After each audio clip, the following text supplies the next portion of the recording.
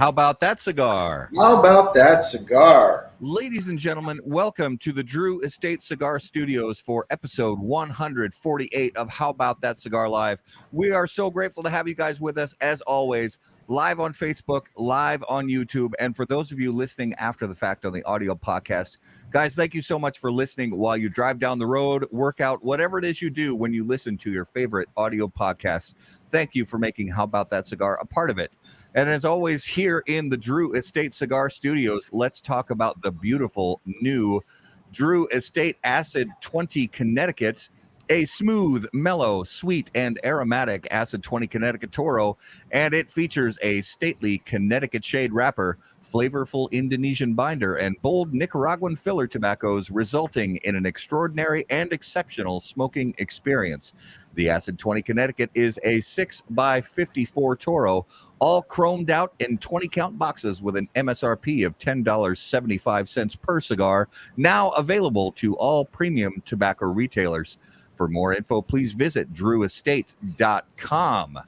So, Garrett is coming to us from an undisclosed remote location, but I mean, it's not secret. You can share where you're coming from. I could tell you then. No, I am. I'm grateful to be at the Byron Cigar Lounge in Chicago, Illinois. Beautiful lounge and retail center here, and it's awesome. Nice. So we, all of us actually, including Justin, the whole HBTC team, I'm so tired. I'm still exhausted. We just got back last night from the Great Smoke in West Palm Beach, Florida, and what an absolute glorious time we had. We want to give a huge shout out to Abe and Alex and the whole team at Smoke Inn, all the great friends that we have in the cigar business that we were able to see for a little while we were there. We shared a Airbnb with Matt and Nicole from Smoking Tobacco, and just had a blast hanging out with them some more. And just a fantastic event that they put on there. Absolutely stellar. I can't imagine the amount of work that goes into putting that event on. So cheers to that entire team. And what a great time. What was your favorite, if you had to pick a favorite part of the event? I'm such a nerd. So, I mean, the event was great. The event was amazing. After the event, we went back to the Airbnb. We took a nap, little snoozer. And then we went back to Boynton Beach. Or the Boynton location. And Alex and I played 7 games of chess. 7 games. Wow. That, and I'll be honest, that was my favorite part, is finding somebody who is like, want to play again? Want to play again? Want to play it again? Because that's how nerdy I am about chess. And we were smoking cigars and talking with some people and playing chess. And but honestly, you know, the entire time was fantastic. The people, it's like I said, it's family reunion. Yeah. How about you? I should have had an answer prepared, really. I can't narrow it down to one particular thing. It was just anytime that there's a relationship we already had that we can just get to know somebody a little better, I welcome those times. And that's why, whether it's the Great Smoke or one of the trade shows or some other event like that, where we can hang out with people more and get to know them better, that's what is meaningful to me. And I know it is to you guys as well. So, I mean, getting to see Carlito again was obviously a huge treat. And you know, anytime we can hang out with him, it's gonna be a good time. So that of course, wonderful. I would also like to publicly apologize to my HBTC crew for. So the day of the event, we get to the event, and there's another story entirely at the beginning of that part. But there's this line to meet Guy Fieri, right? And we're kind of approaching it, and it looks like he's about to get ready to go. I'm not sure. I decide, since I'm cool, I'll go see Jack and see if we can get, an introduction to meet Guy Fieri. Yeah. And I was like, hey, Jack. He was like, oh, hey, come around.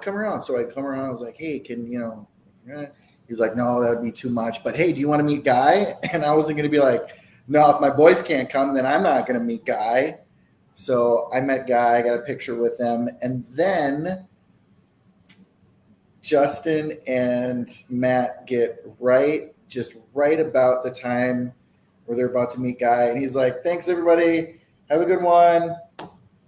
Deuces. Yeah, that was fun. Anyway, moving right along. Anyway. There's no real sports stuff for us to catch up on. The Wild have been losing and baseball's still locked out. So that's pretty much it. There's nothing to catch up on there. And I just don't want to wait any longer to bring on our special guest. So because we're so excited to talk to her. So let's bring on our special guest of the evening, guys. And as always, that special guests on How About That Cigar Live are brought to us by our friends at Corona Cigar Company. Corona Cigar Company and coronacigar.com, the internet's largest and easiest to use virtual cigar store. Corona Cigar Company offers you the finest handmade cigars, humidors, and cigar accessories at the absolute lowest possible price. You'll also find unique and limited cigars containing Florida sun-grown tobacco. As a proud American, president and founder of Corona Cigar Company, Jeff Borshowitz, believed it was possible to bring cigar tobacco farming back to Florida. At Corona Cigar Company and coronacigar.com, you'll find the best selection anywhere in the world of cigars containing this special Florida sun-grown tobacco. If you live in Florida or are just visiting, be sure to visit any of the great Corona Cigar locations in downtown Orlando, Sand Lake, Lake Mary, and also the Davidoff of Geneva Lounge in Tampa. For more info on all of that, please visit coronacigar.com and floridasungrown.com. All right, ladies and gentlemen, let's not wait one more second. Please, if you would, put your hands together and welcome to episode 148 of How About That Cigar Live. From Dissident Cigars, Cynn Coburn, welcome to the show. Hi. Thank you so much for being on the show with us this evening. Tell us, as soon as we get started, tell us where you're broadcasting from, and if you're enjoying a cigar with us, tell us what you're smoking. Yeah, I feel like I need to say where I'm broadcasting from because, as you guys know, my internet has been really bad tonight. So I'm actually coming from Nicaragua in a little town called San Juan del Sur. So, and here our internet likes to go out all the time. Our power likes to go out, both of which have gone out multiple times, especially in the past hour. So we'll see how good this goes. No, it's all good. To get through this time, I'm actually smoking a soapbox, so it's my go-to. So yes. I mean, I have that in my hand usually. Nice, and it's all good. We talked about it before we went live, and our viewers know that sometimes people come to us from places where the internet isn't maybe as reliable as we're spoiled to have it. So if anything goes awry, we're going to roll with the punches. We will always be able to get you back on the show. After a little reconnect, so it's no worries at all. Yeah. And I am actually going to fire up. Actually, before we fire up and do the toast cam, Garrett is going to actually ask you to select his cigar for him this evening. Yes. Ah, okay. So I have got an array of cigars. I don't know if you've smoked any of these, but this is the selection I have for you to choose from. So we have got a El Huelguense, okay, the Wise Man from Nick Melillo. We've got a Southern Draw, Lancero, the Cedrus. We have the Kintsugi. Nope. No. Namakubi. Namakubi. Dang it. Namakubi. We've got the Opus X Forbidden, and a Don Carlos Anniversario Double Robusto. Wow, nice. I Well, know. you know what? I think I'm going to go with that Southern Draw only because that Vitola, for me personally, is my least favorite. So I'll watch someone else smoke it. Garrett is now mad at you because that's his favorite Vitola. We're done. We're done. That's so funny because when you started saying, and because that Vitola, and I thought I was about to hear you say it's my favorite Vitola, and then you went the other direction. I was like, yes.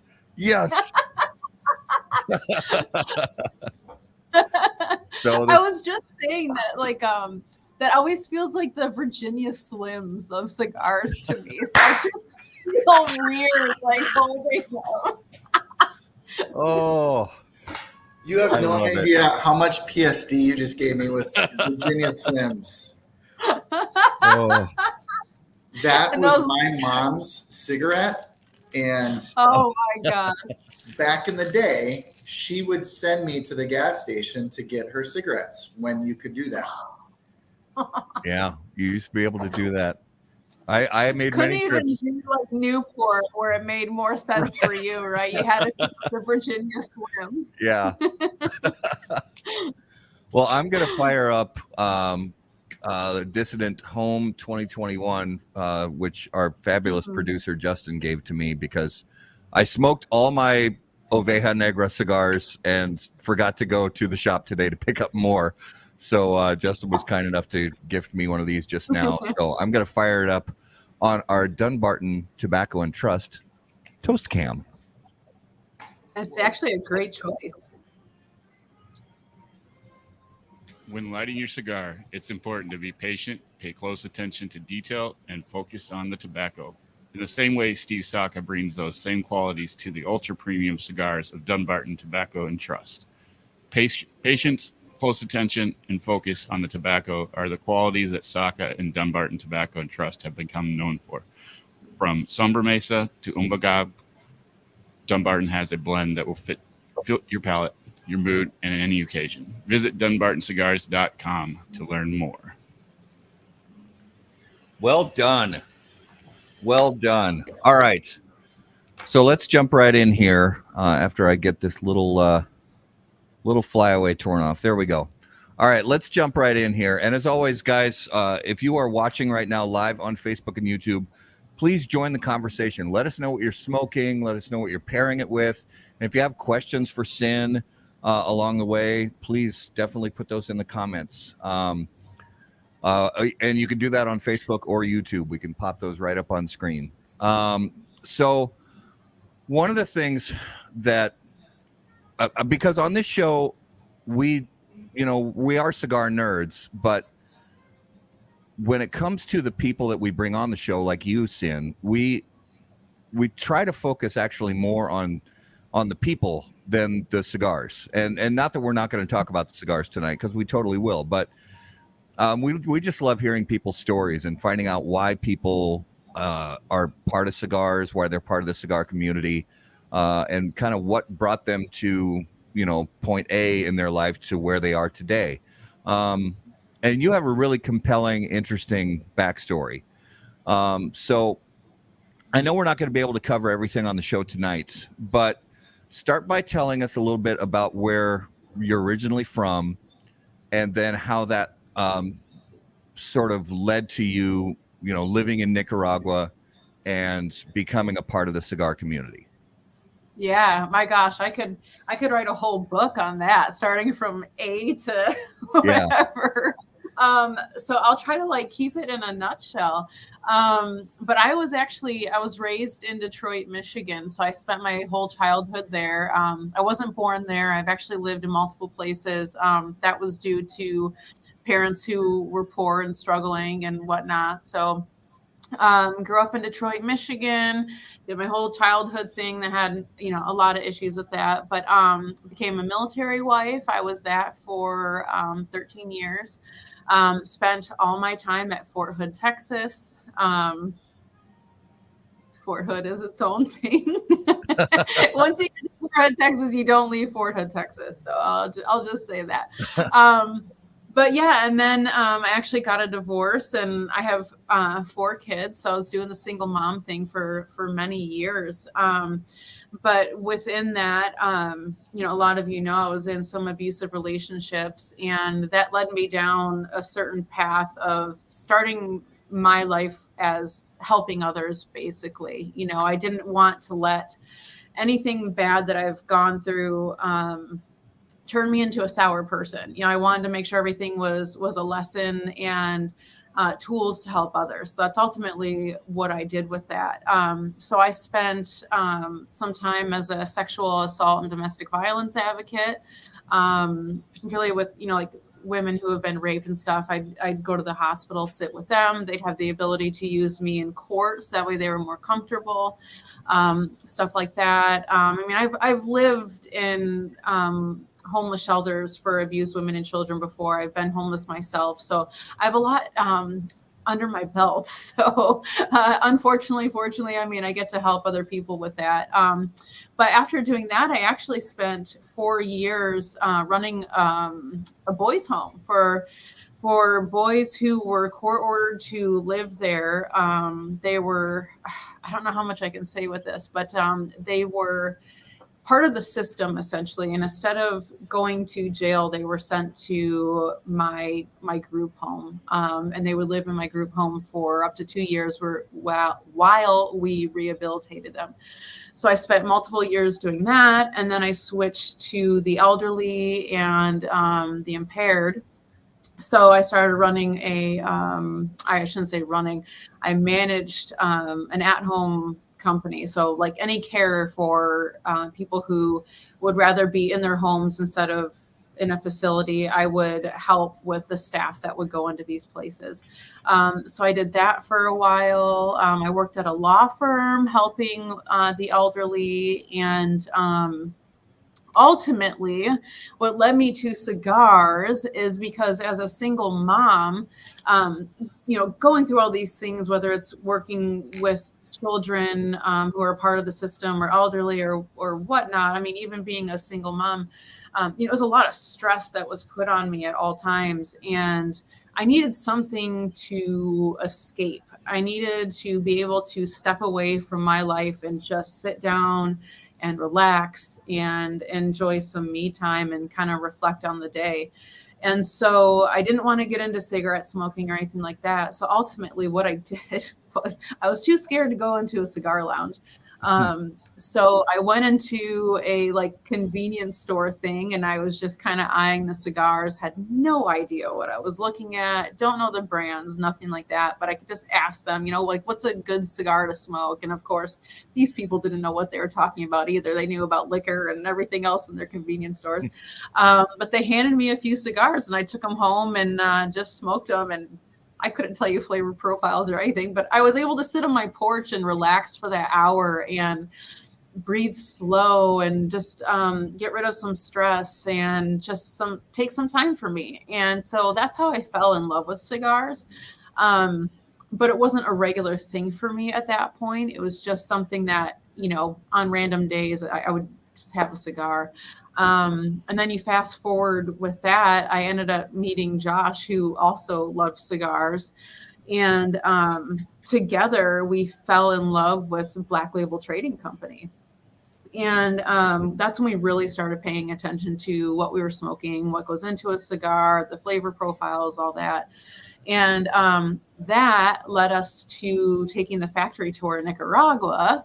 And so we came here and did the factory tour, fell in love with SLE, and then ended up taking a couple days and coming back to San Juan del Sur, which is where the owners of Oveja Negra are from. They actually live in San Juan del Sur. So spent a couple days here, fell in love with it. So we decided we were going to take the kids on vacation here, and then COVID hit. And so that didn't happen. And then all of a sudden the kids asked if they could move to Nicaragua.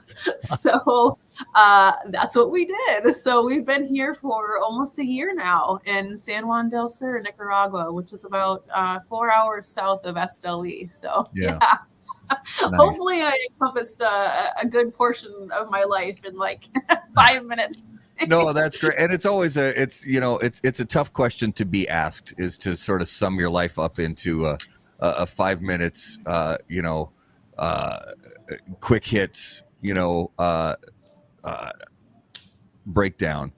And but one of the things that I'm curious about, because anybody who goes through dark times in their life, sometimes there's, when you look back on those dark times, and it can be like different separate seasons, like one season of a particular type of dark times, and then another season of a different type of dark times. But when you look back at the difficulties that you went through in any period in your life, can you look back and think of the one sort of, for lack of a better term, like defining moment where you said, I'm done with this.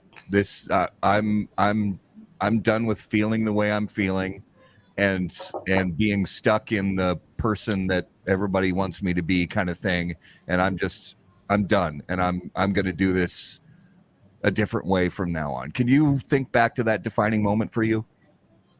Yeah, it was, obviously there was to some extent multiple things, but honestly, the biggest thing that hit home for me was, I was in an abusive relationship, and I ended up having to witness a pretty gruesome suicide.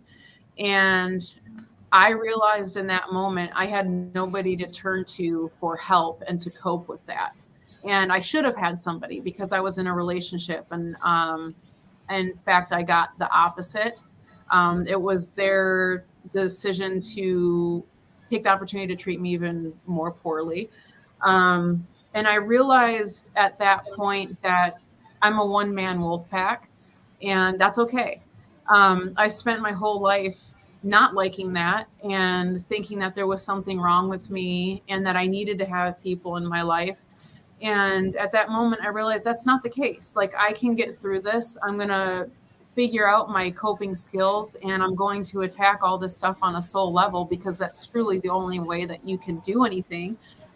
If we don't do that, then everything is basically putting a Band-Aid on stuff, and it just comes up through other ways, whatever that may be. So it was definitely, that was a very defining moment for me, realizing that, one, being in an abusive relationship, one of many; two, dealing with a suicide on my own; three, having to go home and still take care of kids; and four, also not having family to even turn to. So I realized it was just me, and I better figure this shit out. So that's what I did. Yeah. Yeah. And I'm sorry, Garrett, you were jumping in there. Go ahead. No, I was just going to say, I'm never, gosh, I don't even know how to put it into words. As somebody who's been in recovery for many years, after hearing stories of all kinds, I guess it's almost an inspiring, I feel inspired, or I feel, I don't know, almost grateful that you have, that people have made it on this side of struggle. And that's not to minimize the continued look back at scars and other things that continue to rear their heads at times. I fully believe that those who have gone through shit and serious mud have these little battles that continue to happen. But from what little we have seen from you and who you are and what you're doing today, obviously it's multiple miracles, and I'm grateful to hear your story, and it is inspiring. And Well, thank you. Yeah. And I'd like to mention too, because when I do start talking about bits and pieces of my life, which always comes out, certain stories come out, other stories don't, depending on what the night is. But it's important to talk too about the fact that just because I've gone through, say, witnessing a suicide, it doesn't make somebody else's situation any less, because you may not ever experience that in your life. That doesn't mean that what you're going through isn't hard or the worst thing that you're ever going to deal with, and whatever you go through deserves just as much respect and time for healing as somebody like, say, me, who has dealt with that. I mean, it doesn't matter, to each their own. We all deserve that time for ourselves to reflect and to heal and to do what it needs to be done. And, to take that time, however that length is, to me, that doesn't matter. As long as you're doing it on a soul level, that makes the difference. We can't be putting Band-Aids on things. So I just want to put that out there, that yes, I've gone through multiple things that were absolutely horrendous, but that doesn't make that any better or worse than what other people have gone through. Like, we're all in this together. So 100%. The only thing I can say is now I have the tools to help others in multiple situations. Yeah. So, yep. Yeah. Well, and part of that I've been, researching and learning about you and Josh is that, you do a lot with, like you already mentioned, with counseling, but you guys have written a lot about this. You do public speaking and you try to motivate and counsel other people. So tell us about, how you guys do that together, and where things, where you guys work together to do those things, and what that looks like as far as, getting, kind of like you mentioned, meeting people where they are with the trials that they're going through. Yeah. So the motivational speaking was actually something that Josh started about 20 years ago. And he was doing schools anywhere from middle school all the way up to colleges and corporations and all that. And then when we met, I was already doing it on a much smaller scale, like, as I said, dealing with the youth and everything. We just kind of joined forces with that and started speaking together. And that was short-lived, because we decided to move to Nicaragua, and Josh was kind of burnt out at that point. I mean, both of us, it takes a lot of energy out of you when you try to help people. And that's nothing bad. But when you truly want to help people, you have to give all of yourself. So, we did that for a little bit, but when we decided we were going to move to Nicaragua, we decided we were going to put that kind of on the back burner, and not necessarily do speaking the way that we were, but continue to help people. We still get messages and everything, but we started doing a thing called Kick All the Ash, which is just prior to moving to Nicaragua. We were doing events in cigar lounges, and we were promoting his book that he had at the time, and also speaking to people one-on-one about the problems that they're having in their life. So we just kind of moved everything from schools and corporations into cigar lounges, and helping people there. Because, honestly, like, when you go to a cigar lounge, you're doing it for one of many reasons. And a lot of times it's so that way you can just chill and relax and kind of just take a deep breath from your day. So there's a lot of people that go that are dealing with their own stuff. And we knew that. So we started going to the lounges and helping people that way. And now owning Dissident Cigars, I just see it as another opportunity to help people, because starting this year, I'm going to be traveling to all the territories, which I believe there's like 9 or 10 territories. So I'm going to be going to a bunch of lounges and holding events. And I still have the opportunity to connect with people, which is great. So I can still talk to people one-on-one. And I hope that they still feel that same sense of acceptance from me, and that, they can come to me, they can talk to me, they can let off some steam, and, and it's safe with me, and, what have you. The past 3 years have been hell for many reasons. So it's just transforming what we did have going on, and we're just moving it over into the cigar world. So yeah, that's where we are now with that, is, continue to help people, but just in a different way. Yeah, with the whole cigar community. Yeah. And that's really cool, because and it sort of ties into another question I had on my list. And we talk a lot on this show, and we have for years, about how cigars can, that we sort of call them the C's, the letter C's of cigars. And obviously, there's camaraderie and there's compassion and there's, of course, I'm forgetting a lot of them right now, but we sort of have this list of the C's of cigars. And what part do you think, it specifically in the lounges, face to face with people, what part do you think cigars can play in building or strengthening or even repairing relationships?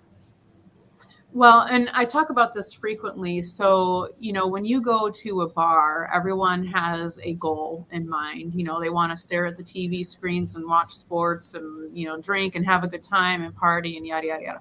The amazing thing about cigar lounges is you're there for at least an hour. And sometimes there's no TVs and you're sitting next to somebody who's also lighting up a cigar and having an hour of relaxation. And, you could be sitting next to a cop and you can be sitting next to an attorney and you can be sitting next to someone that looks like me. And, we all have a common ground, right? There's something that we all have in common. And I love finding that with people. Because I've never really ran into anybody that hasn't been accepting of me. And I know that will eventually happen. But I think there's a sense of, you talk about the C's, there's a sense of compassion in cigar lounges, in my opinion, because people learn about each other. They learn about the things that they're going through. And you do truly listen and you do truly want to learn about that other person. And, just in the world of, being an entrepreneur, some of the greatest things I've learned has been because I've sat in a cigar lounge and I've listened to somebody who's owned X amount of things or has done X in their life or whatever. And I never would have learned those things had I not been in a cigar lounge. So cigar lounges have that unique ability of bringing people together and just talking. And it's just a calm environment. I don't know that I've ever been in a lounge where it hasn't been a calm environment. And if there's a bad seat in there, they always work their way out, they always get the boot some way or another, so you're still with the people that you truly enjoy because they work themselves out one way or another. So no, that's a good point. Most good cigar lounges, the people in there are pretty self-policing. If there's somebody in there who is just causing the conversation to go sour or something like that, they typically, most of the patrons usually redirect that conversation back to something either productive or calming instead of politics or just something that that nobody really wants to talk about other than that one person. So yep. You're totally right. They either get the conversation changed on them, whether they like it or not, or they finally decide that they're not going to be allowed to talk about what they want to. So they choose to leave. So that's a good thing. Yeah. And what's crazy is it's always in a respectful way as well, because I've seen the bad seats, but I've never seen a quote unquote bar fight in a cigar lounge. These people just respectfully get the boot and you go on with your life. So it works out. Yeah, there's in the movies, there's bar fights in lots of movies, but you never see a cigar shop fight. Right. You never see a cigar shop fight. Yeah. Now, real quick, I feel like the cigar lounge would be like the Notebook, the movie Notebook. That's there you go. There you go. I love it. What were you gonna say? No, I was gonna say before I forget, I just want to encourage people to watch Cynn's interview with Smoke and Tobacco. Yeah. Where you talk about you and Josh meeting, and it's freaking adorable. So to get that piece, please watch them. I encourage everybody to follow what they're doing, because when I started, like Matt, when I did this deep dive into who they were, the word that comes to mind is love. Like, they just want to love.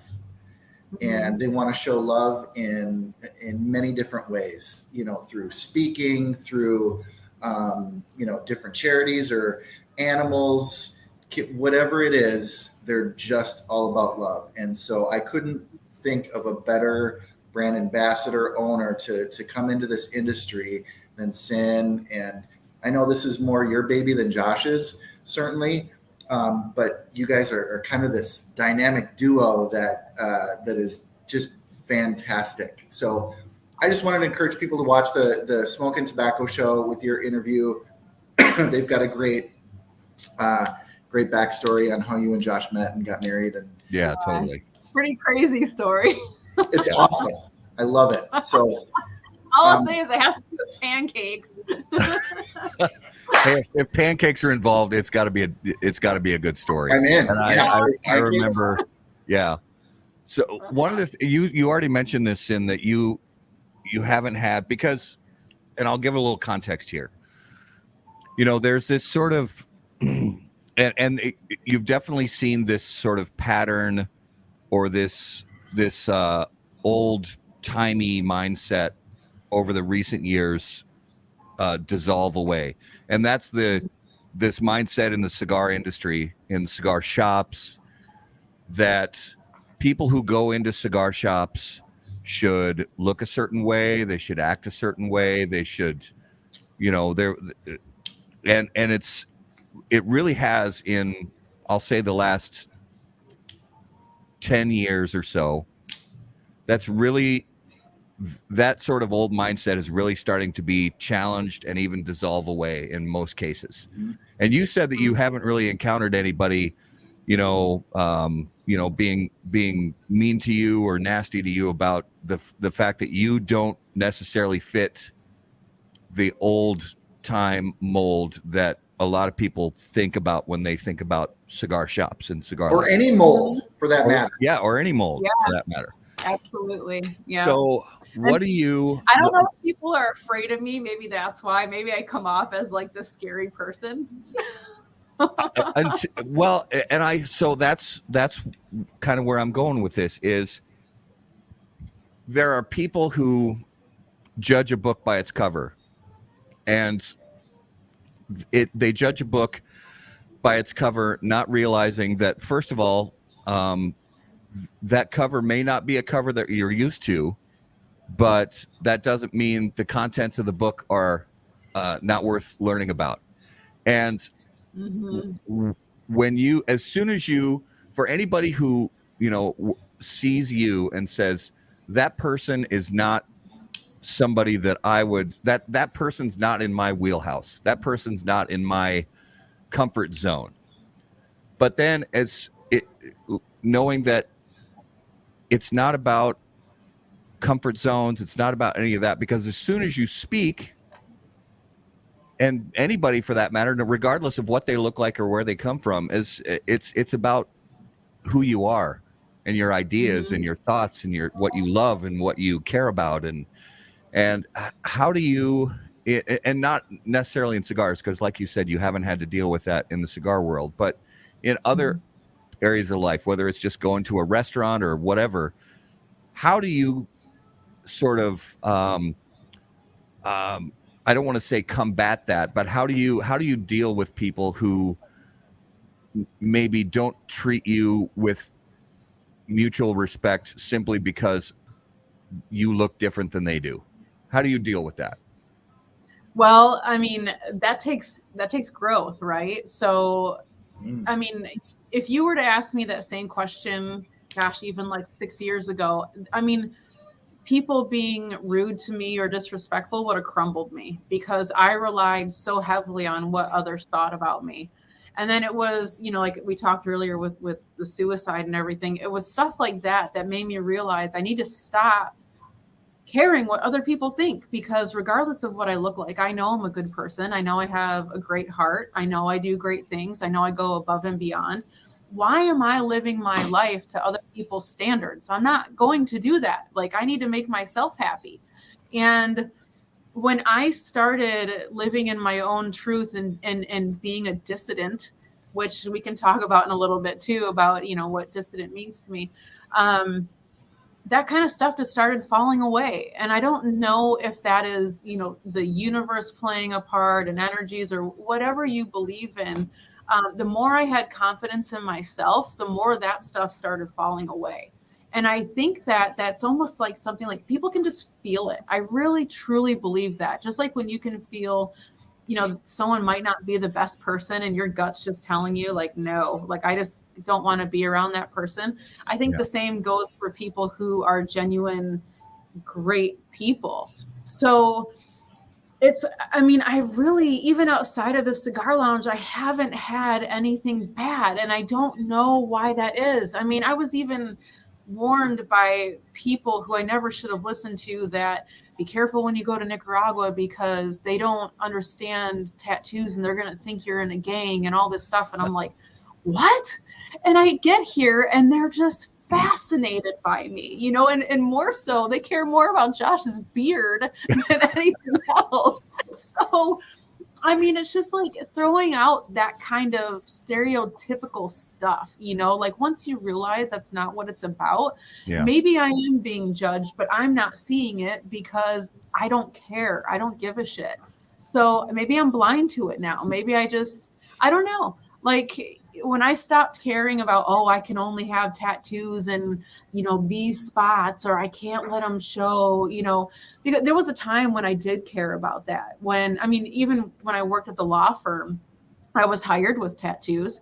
I had hand tattoos and I'm thinking I got to cover my arms up and everything. And the attorney actually stopped me and asked me one day why I was covering them up. And I'm like, I don't know, this is a law firm. Like, I want to look a certain way. He's like, I hired you with your tattoos. What are you doing? It dawned on me that people actually see me for who I am. Like, you know, they see my personality, they see my big heart. And so what I look like doesn't matter. In fact, it's more of like an invitation to people, I think, to want to talk to me and, you know, they live vicariously through me is something that I've learned too, is these other people are afraid to do this because they're scared of being judged. And I'm thankfully past that phase of, I don't care if I'm judged. I mean, this is what you get. If you don't like it, you can walk away. So, well, and it's two things about that. One is I'm so grateful for you that you were able to get to that mindset at a young age, because I was in my mid to late 40s, honestly, before I got to the point where I was like, I don't care what, I cannot keep putting energy into making sure people aren't upset by what I do or say. I can't keep putting energy into worrying about what people think about me.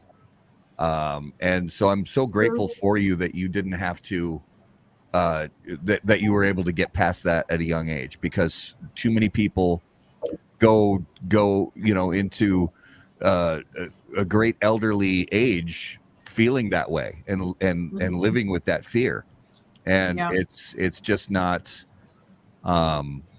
worth it.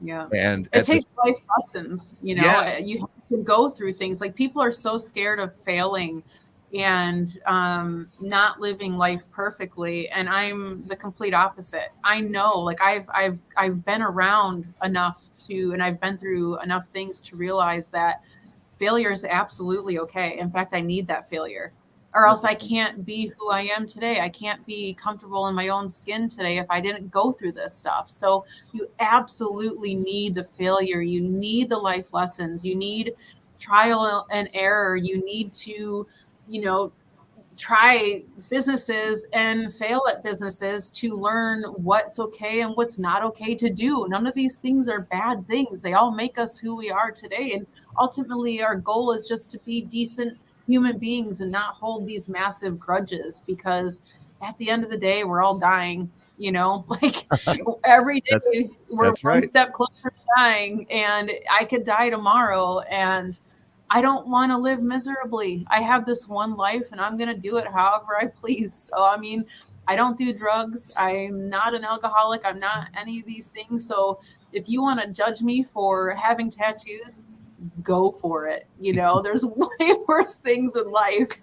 Yeah. Well, I think it goes back to what we had talked about earlier, is growth. And I see so many people that are almost allergic to growth. And the people I acclimate towards are the people who are working on themselves constantly, who see, that want to learn something every day, that want to grow, that want to, continue and embrace failure, and learn from that failure and move on. And those that process with other people in a healthy way, those are people that I just really acclimate towards. And it's sad when I see people that are just stuck in wherever they're stuck. But they're comfortable, and that's the problem. Comfortable there. Yeah. Yeah. And it's frustrating.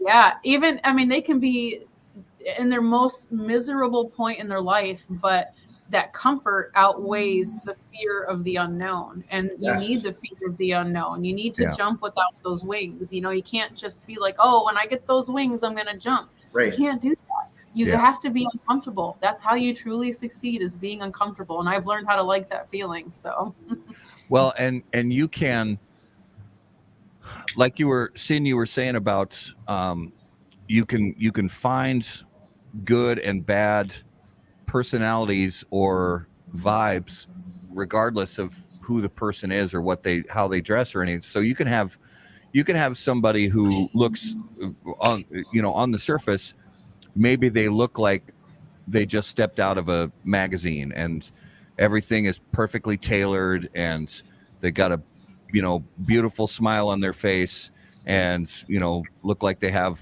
the whole world put together. And then you hear them speak for 2 minutes and you realize either A, they're it's all just an act and they're super unhappy, or B, they're an asshole and toxic, and you don't need to, be, it's one of those two things. And then at the same time, it can be somebody who looks completely different than what a person may say is quote unquote normal, and say, well, this, and you can have somebody who's covered with tattoos from head to toe. And again, where as soon as within 5 minutes of them opening their mouth, you realize they're either completely unhappy or they're a toxic asshole. And with you, it's you hear you speak for not even 5 minutes, 2 minutes, and you're like, this person is warm, kind, giving, loving, genuine, open, honest.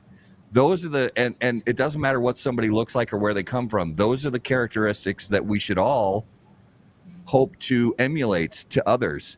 And that's where the whole, cigar thing just becomes more a part of it, because most people who enjoy premium cigars, most people who work in and around premium cigars have those kind of characteristics, where regardless of what they may look like, they have those sort of open, honest, unapologetic characteristics that other people who become fans of premium cigars tend to gravitate towards, like Garrett said.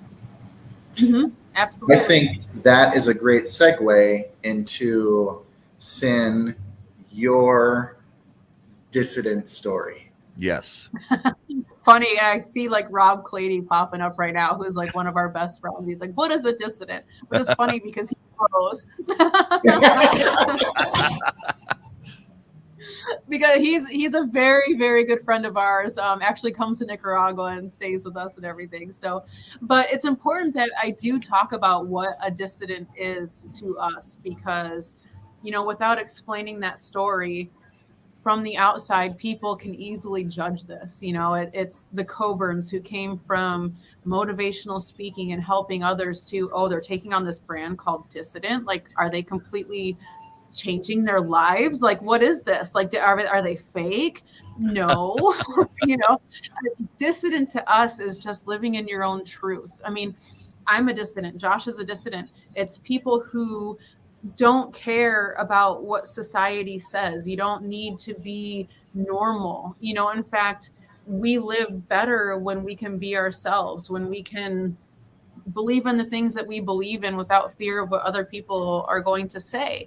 So, just like the cigar soapbox, stand on your soapbox, start talking about the things that you love and that make you happy, because when you do that, more people are going to hear it, and then they're going to realize it's okay to be that as well. You know, it just takes those acts, and then more people start following. And that's how we're approaching Dissident. Is we hope that more people see that you don't have to be this certain cookie cutter way to fit in with life or fit in with the cigar community or whatever it may be, you know, because I can't even tell you how many times we've been to like these amazing 5-star restaurants sitting next to guys in suits, you know, and here we are with our like metal t-shirts on, and we're just having a great time, you know, and it's because people know that's who we are, and it doesn't matter, you know, and like if you're a good person, we're gonna love you. That's all that matters.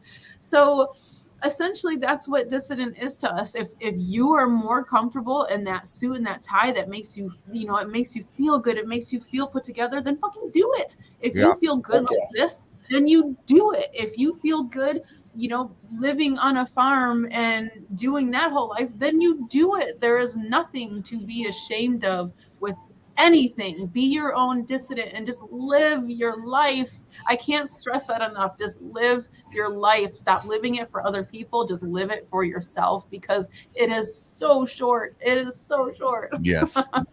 Yeah, that is so true. And it's funny because there's there's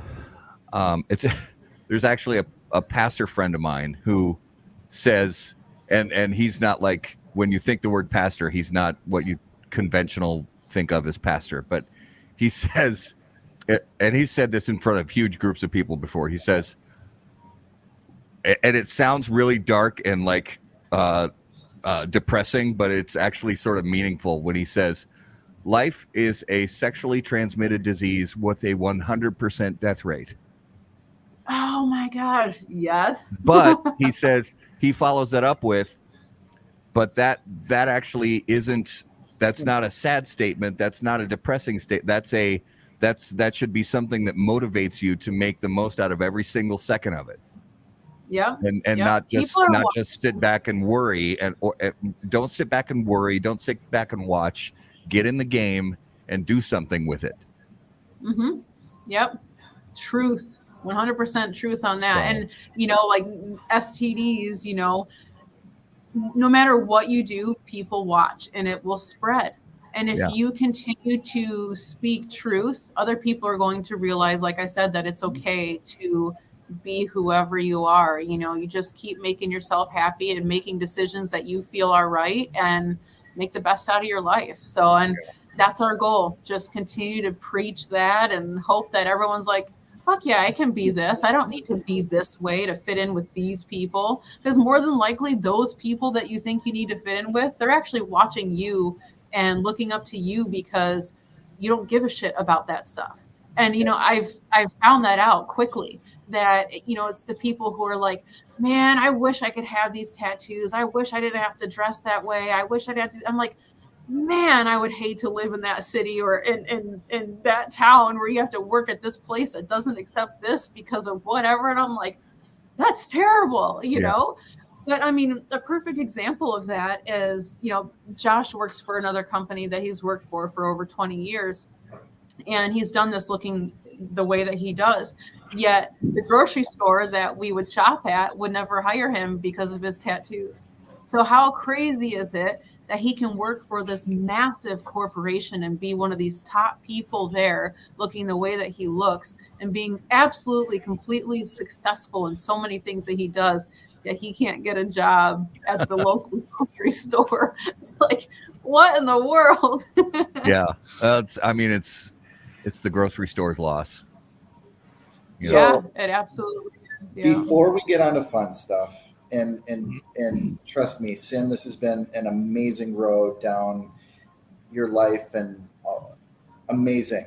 I want to give our viewers and listeners just a little bit of the cigar story. So since coming on and being the new brand owner for Dissident, what has that process looked like for you, and what are you looking forward to the most next?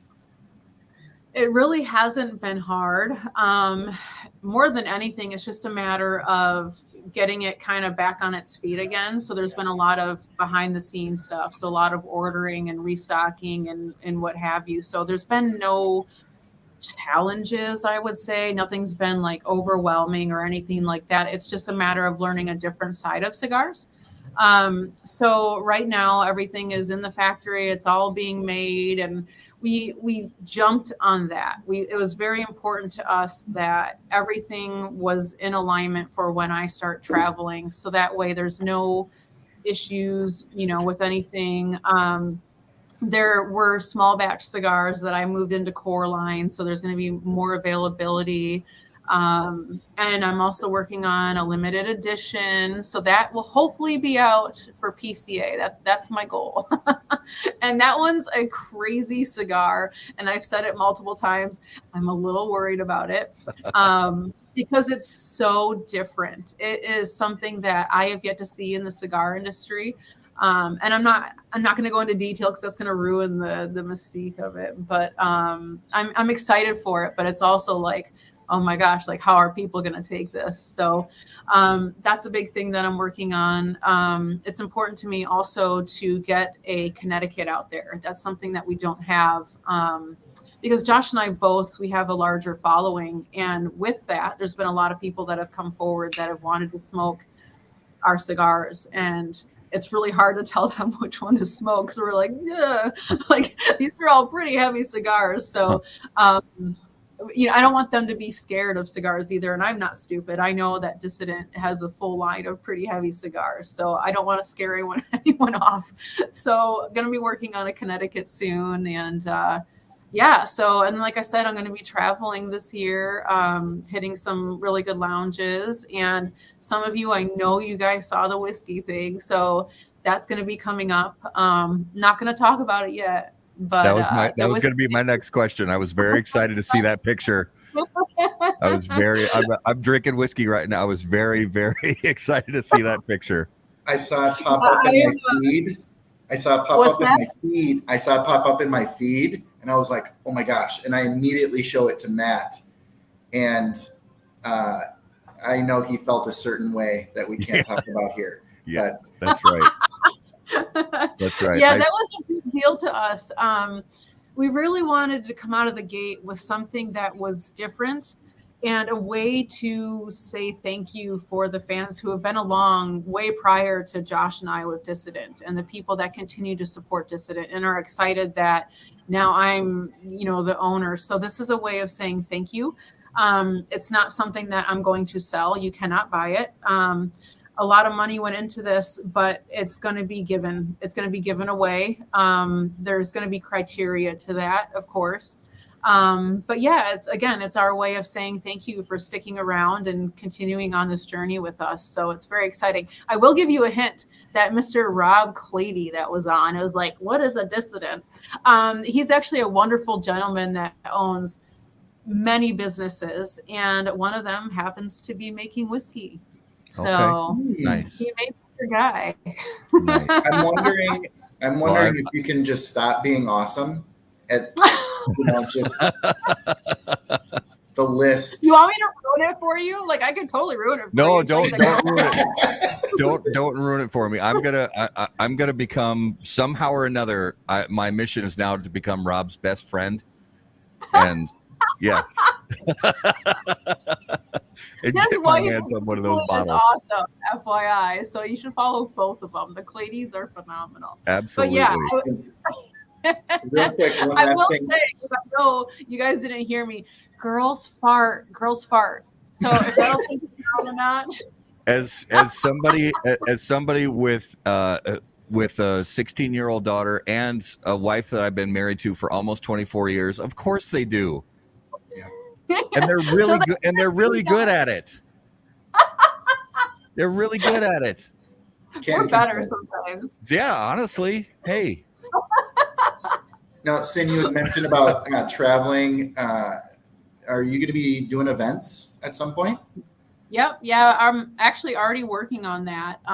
So there is going to be events. There's going to be whoever reaches out. I'm going to try to make my way around all of the United States. Also working on some international things. So we'll see where that goes. But yeah, definitely events. I mean, that's important to me. I want to make sure that, you know, the people that are buying these cigars, I want them to know that I'm there. You know, I'm not just this person that's sitting in the background. You can't talk to me. That's not it. I mean, if you're messaging me, I'm going to be messaging back pretty darn soon. It's going to be me you're talking to, because that is important. If it wasn't for the fans and you guys, I wouldn't have a job, you know? So I owe it to everybody out there to be present and to show my face and to be around and to shake hands and break bread and make friends and family and not look at this as a business venture, because it's not. It's about meeting more people and creating a larger family. So, well, and before we get to the fun segments, I do have to pop one more question in there, just because we have, over the last few years, we've gotten to know James and Angela pretty well, and not as well as we would love to get to know them, but you know, they're super crazy busy and they do so much good. So just talk to us about, you know, what it means to you guys to have a relationship with them and be a part of that family of cigar people. Yeah, it's actually pretty darn crazy because you know, we could be offered any brand and it would be awesome just to own a cigar brand. But the fact that I own Dissident and it comes out of Oveja Negra, like that is mind blowing to me. They've been friends of ours, but we had no intentions of buying a cigar brand or having a cigar brand. We had no idea this was going to happen. So I feel very blessed because Oveja Negra is a factory that I've always loved. I mean, all of their cigars are just so great. No matter what you get your hands on, they're just good cigars. And it's because of James and Angela and because of their morals and their values and how they love their own factory. And I mean, I say this all the time, but if you don't have happy employees, you don't get good things that come out of that. And their employees are truly happy. You know, every time I go in there, they're dancing, they're laughing, they're having a good time. They're valued, they're seen, they're noticed. And those are so vital to any good functioning company.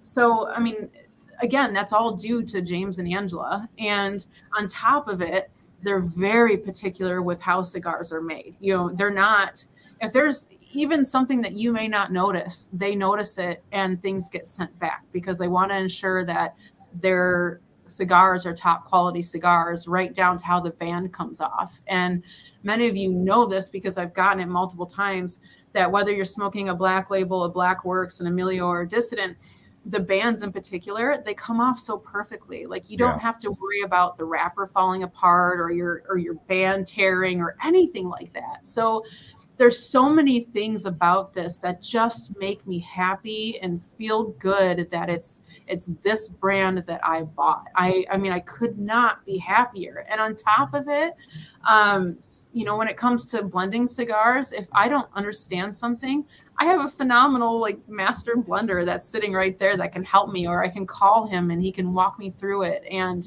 you know, it's not me sitting at home going, oh, well, I think, you know, that this leaf is going to go good with this leaf and, you know, this wrapper, whatever. It's not like that. I get to go to the factory. I get to sit down and I get to smoke these individual leaves. And then I get to put them together and see how that works. And then I get to ask James, well, what happens after a couple months or, you know, aging or whatever it may be. So I feel just so blessed to be in the position that I am in, and I don't take it for granted in any way, shape, or form. I'm so glad that I'm hands-on and I have them as wonderful mentors. So yeah, that's awesome. That's it. Yeah. Love it. Well, let's, Garrett, is it time? Yep. Is it time? All right. Yep.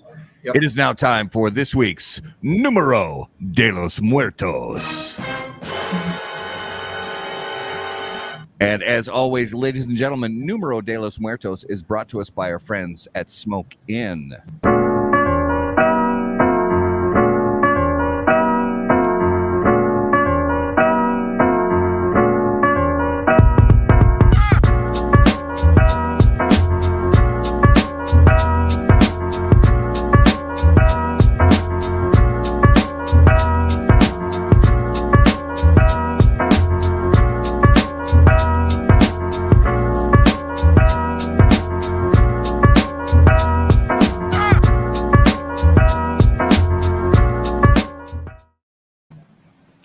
right. Numero de los Muertos, episode 148. Garrett, what do you have for us this week?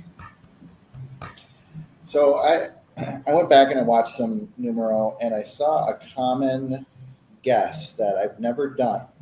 Okay, I like this. So that's the first kind of cluish type thing. The statistics are between 2006 and 2016, 16 people in the United States died doing this. All right. So as always, viewers on Facebook and YouTube and Twitter, if you guys have guesses, leave. Actually, I think it's just Facebook and YouTube. The comments show up. Twitter comments still don't show up for us. So, but Facebook and YouTube, if you guys have guesses, pop them in the comments. Cynn and I are going to play 20 questions with Garrett and try and figure out. So I'm going to go back here. Between 2006 and 2016, in the United States, 16 people have died doing this. Correct. Okay. The answer is not Mickey Peg. The answer is not Mickey Peg. Well, that's good. He did make it through. He did survive. He did make it. Not drinking at the Great Smoke. Man, I am stumped. So the good thing is, Cynn, we can jump in with we can sort of play 20 questions and try to get more information. So we try to narrow it down, like ask about different activities, different locations, different, sports or workplaces, that kind of thing. I find it odd that it's like 2006 to 16. That is a little odd. That plays a part. Not putting Crocs in sport mode. Well, you do take your life into your own hands when you don't put the Crocs in sport mode. That is true. Oh man. Slacklining is a great guess. That's not it. Cliff diving is also a great guess. But not it. Is it a organized sport? No. Is it a recreational activity? Yes.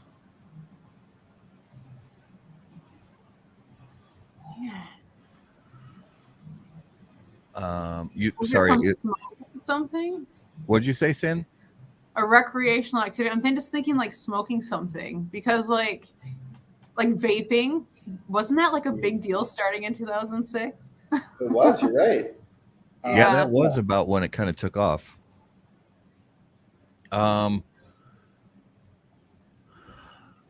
You said just the United States? Just the U.S. Is this an outdoor activity? Yes. I'm sure there's places that have it indoors, but that's super specific, Mark. That is, Mark, that's very specific. Skateboarding on the back of a car, like Back to the Future. Yeah. Axe throwing? Oh, axe throwing. That's a great guess. Great one.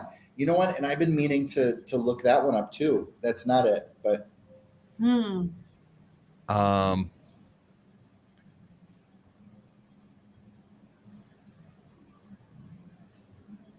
Is it skydiving? It is not skydiving, but we're kind of getting there. Is it warm weather or cold weather, or does it matter? Really doesn't matter, but when you think of it, you think of fucking Jay. Think of it in warm weather. Man, American sports, they're crazy. Yeah. Okay, these guesses coming in are getting really close. Not bungee jumping, not hang gliding, but maybe if you were to combine those. What's the thing when like people go to a resort like in Mexico and they go on this boat where the boat slowly lets out this long rope? Yeah, that's paragliding. Paragliding. Yeah, and that's not it either. That's not it. My wife Jay and Davis sister did that once. For the win. Did Jay get it? It's zip lining? It's zip lining. Wow. Man, I've done that a few times. I've done that here with no regulations, and I made it. Nice. But There's no papers to sign. There's nothing. No They look up. They're like, bye. on a They had 10-year Josh average, upside down. on a 10-year average, only 16 people. That's pretty good odds. That well, But yeah, did you that's. die? But That's did pretty you die though? But did you die? Josh's famous quote when I'm like, with this driving, but did you die? Oh Love man. it. Awesome. Good job, Jay. Well done. Well done. So that was this week's Numero de los Muertos.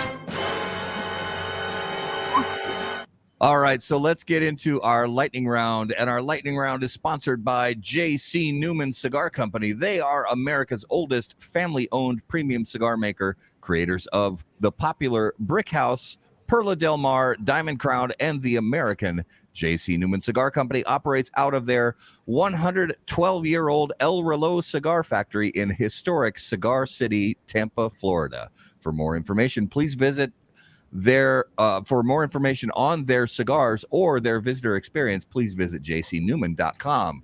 And as you guys can see on the screen right now, today is the last day. So you have until midnight tonight. I believe it's midnight Central Time, but I honestly don't know. So just go and enter.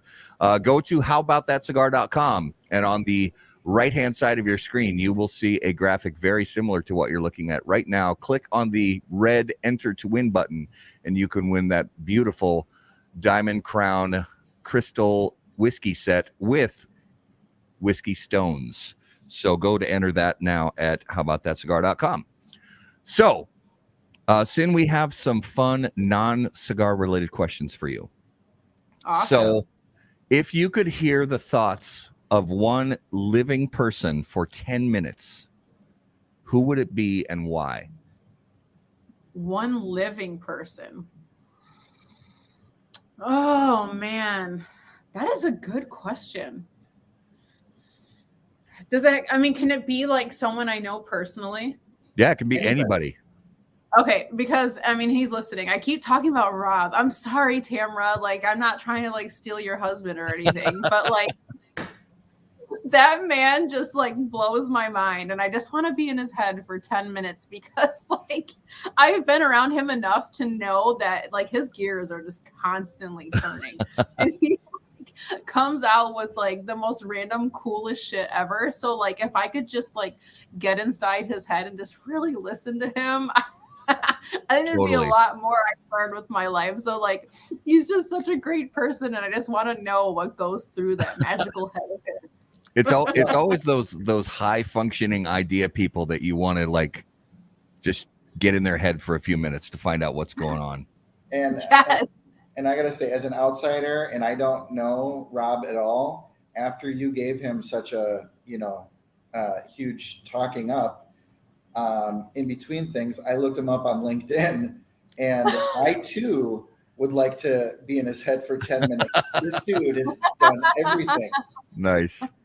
Yes, he's one of those people that even Josh is like just like listening to, because like you gotta level up to be with this guy, because he's just phenomenal, and you always want to like surround yourself with people where you feel like the lowest one on your totem pole, because that's how you like succeed in life. And that is like us constantly around those two people. Like we're just like, wow. Nice. So the next question I have is this: if you were about to get into a fight, what would your soundtrack music be?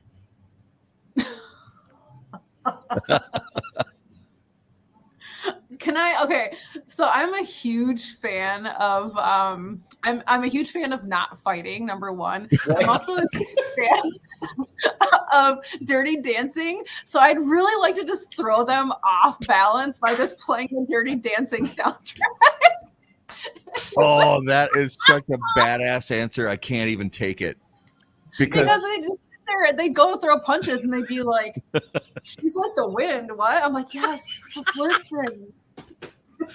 Oh, and then somebody else I love said it. something similar with like circus music or or something to just confuse them so that they could run away. Yeah. You know, so that's not the first time. And I don't know if This is you how I listen throw to, punches. do you ever listen to Crime Junkie? Oh my gosh, that is one of my favorite podcasts. What is it? Stay weird, stay something, stay alive, or be weird. Uh-huh. Yeah, basically be weird so that you're not a potential victim. And Oh yeah. yeah, be weird. I love it. Well, I'd just be the one they take back out of the trunk. They'd be like, get this trunk out of here. because imagine if somebody comes up and challenges you to a fight, and you say, "Okay, hold on one sec." And you just take your Bluetooth speaker and you set it down, and you push a button on your phone, and all of a sudden you hear, "Now I've had the time of my life."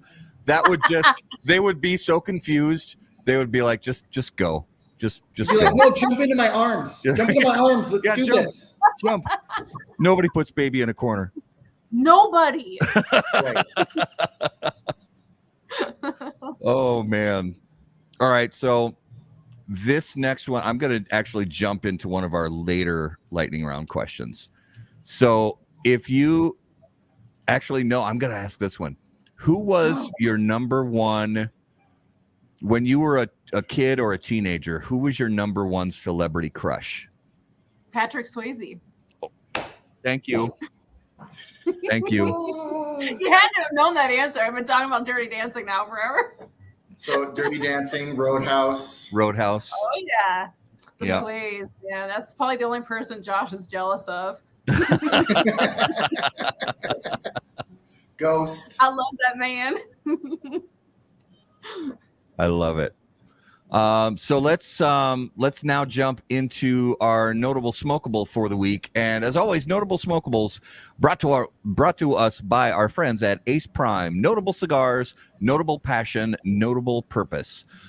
So Cynn, each week we name a cigar that we've smoked recently that was interesting to us. It could be a cigar that's been on the market forever, that we tried for the first time in a long time, or it could be something brand new that we just tried for the first time ever.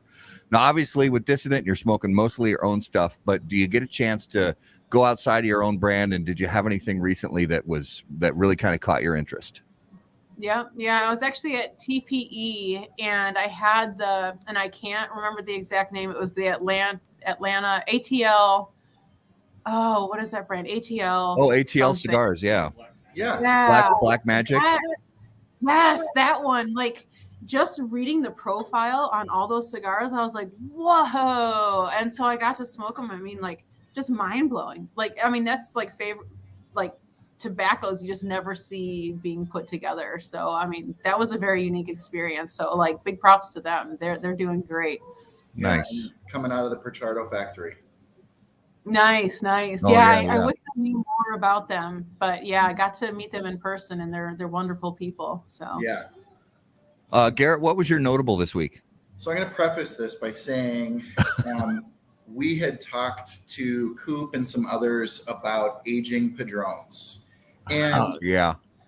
some of us, had said that, yeah, Padrones are intended and meant to be smoked right away. And some of, the people on this discussion were saying you don't age Padrones, you smoke them right away. And Coop was the biggest proponent of never age a Padron. They're terrible when you age them. But during the Great Smoke, I dug into the humidor to bring down a couple special cigars, and one of them was a 21-year-old Padron 1926 Maduro. Yeah. Yep. Coop, you are wrong. You're just wrong. That cigar was one of the best cigars I've ever had in my life. wow. Yeah. Nice. And it's I'll say this, and I'm not saying this to like, be the easygoing sitting on the fence guy. I'm saying it because I think it's true. You're both right. And when I say you're both right, I don't mean that Coop is right when he says, or anybody who's right who says Padrones are terrible when they're aged. because they're not terrible when they're aged. But I think what he's getting at is that they're really, really good when they're fresh from the factory. They're really, and he's right, they are. 100%. But I think they can also be really, really good when they've aged for a really long time. Yeah, and that one was. It was, and it didn't lose any of the pepper. That's the thing that I was expecting it to lose potentially, some of the pepper. But the one thing that it had mellowed out was the actual strength. The nicotine of that 26 can sometimes really, really do you in, and it was fantastic. Nice. So, how about you, Matt? My notable this week was actually one that we got at the Great Smoke, and it's from a brand, it's sort of like one of these legacy brands that we get so caught up in the new of all the, newer, smaller boutique brands and stuff like that, which are all great. But sometimes going back to the legacy brands that have been around for a really long time, we sort of lose sight of that. And I smoked the Don Lino Maduro from Miami Cigar and Company. I realized I hadn't smoked a Don Lino in 10 maybe 10 years. It's been ages since I've smoked a Don Lino. Yeah, me too. And that cigar, it's crazy how, they say that aroma is like one of the strongest senses for memory. And it did, man. It brought me, I was like, oh my God, I remember what this cigar, I remember sitting in a lounge 10 years ago, having a conversation with a guy about IT bullshit. And all of a sudden I'm smoking the cigar last night, and all this, it just all came back to me. It was crazy. So, and it tastes the same as it did 10 years ago. It's still got that same flavor profile. So, it was just sort of another example to me to not forget about some of those brands that have been around for a while, because it really kind of knocked me out a little bit. Wow, yeah, it's still what it was back then. So that's good. So that was this week's Notable Smokable, brought to us by Ace Prime, improving lives through fine cigars. Please visit aceprime.com to learn more. So real quick, for our viewers and listeners, to give you guys an idea of some very cool stuff we have coming up in the next couple weeks. Next Monday night, we're already into March, if you can believe it. We are going to talk to Brian and Angelo from Founders Cigar Company, which we got to know them a little bit at the Cigars and Baseball event last year. And excited to kind of get the full story about their brand and how they got started. And then following that, on the 14th of March, we're going to talk to our friend Michael Herklotz from Ferry Otego again on the show. Always one of our guests that we love having back on the show. So, Cynn, to give our viewers and listeners a final idea, where's the best place for them to keep up with everything going on with you and Dissident Cigars? Instagram. Okay, right on. Definitely Instagram. Yeah, both Dissident Cigars _official, and then my personal one, Cynn Coburn. So yeah, I'm heavy into social media because I understand the value in that. So yeah, nice. The first place to go to. Yeah. Nice.